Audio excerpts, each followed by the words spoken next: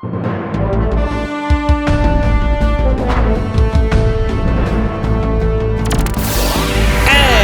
and welcome to Hindsight Tonight. I'm Damian Muziani, and here's your news. Leading off, it's a media Epstein-ademic. The internet exploded last week as daily releases of sworn testimony related to sex trafficking charges against late financier Jeffrey Epstein were made public.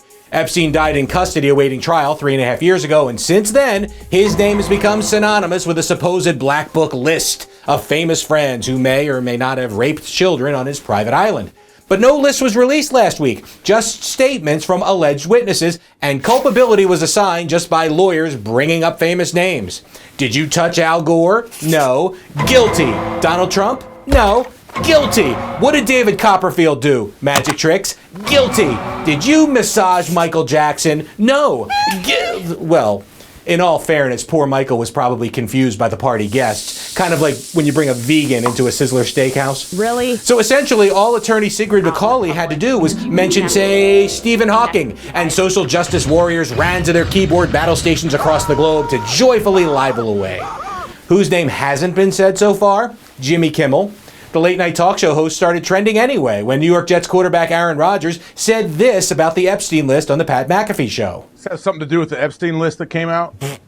A lot of people, including Jimmy Kimmel, are really hoping that doesn't happen. So then Kimmel fired back on X, basically threatening to rupture Rodgers' other Achilles tendon in court if he didn't shut his unvaccinated mouth. Sports and comedy fans waited, and did Aaron Rodgers finally apologize? That is a great question. What is, of course not, Alex, for 200? So instead, McAfee's boss, who is owned by the same boss that owns Kimmel's boss, had to come out and apologize for him. No repercussions, though, since the network makes millions of dollars on the McAfee show and pays Rodgers millions of dollars in salary.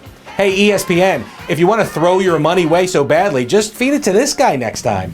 Meet Cecil, a 7-year-old golden doodle who racked up a dinner bill of $4,000 by eating it all in cash. His owners left a stack of bills on the kitchen counter, and before they knew it, Cecil had chewed up and swallowed every penny.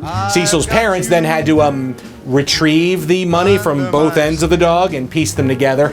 Finally, a new way to launder your cash.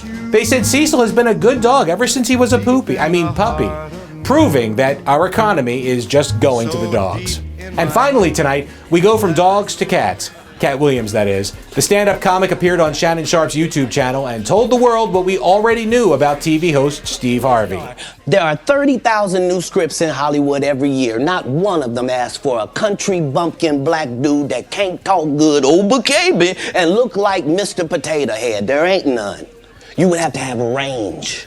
Now, that's not completely fair. I mean, Steve Harvey has shown incredible range by completely ruining a woman's life by not reading words on a card correctly in the Miss Universe pageant, blatantly ripping off the concept of hanging with Mr. Cooper for his own TV show, and making no sense whatsoever as host of Family Feud. Let it be known, when you hire Steve Harvey to be your host, you have no right to complain when Steve Harvey actually shows up. And that's your news. Have a great week. Don't forget to like us and subscribe. And I'll see you next Sunday with Fresh Hindsight.